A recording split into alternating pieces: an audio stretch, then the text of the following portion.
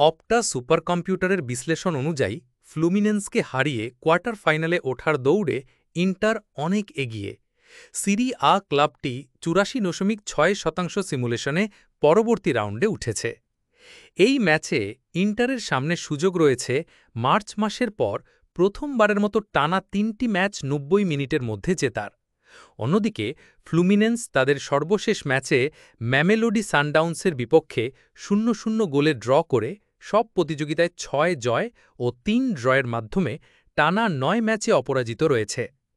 Match venue: ম্যাচটি অনুষ্ঠিত হবে ব্যাংক অফ আমেরিকা স্টেডিয়ামে, শার্লটে।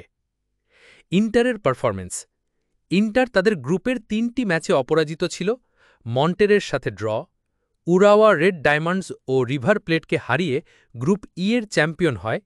তাদের শেষ ম্যাচে উরাওয়া রেডসের বিপক্ষে ২-১ গোলে ফিরে এসে জয় পেয়েছে। এটি ছিল চলতি মৌসুমের ১৮তম ম্যাচ যেখানে ইন্টার প্রথমে গোল খেয়ে পরে ঘুরে দাঁড়িয়েছে।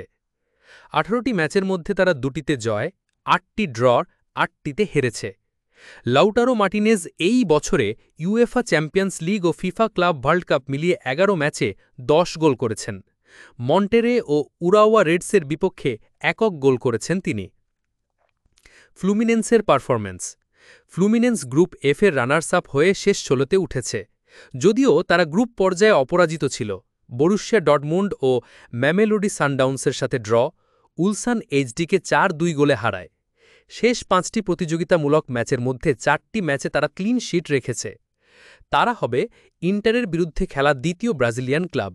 এর আগে শুধু সান্তোস ১৯৬৯ সালে ইন্টারকে ১-০ গোলে হারায় ইন্টারকন্টিনেন্টাল সুপার কাপে।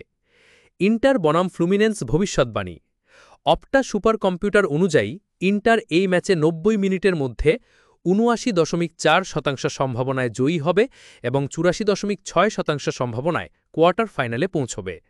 ফ্লুমিনেন্সের পক্ষে সম্ভাবনা সবচেয়ে কম, তারা মাত্র ১৫.৬% সিমুলেশনে পরবর্তী রাউন্ডে উঠেছে এবং ৯০ মিনিটে জয় এসেছে মাত্র ৭.৬ ম্যাচে।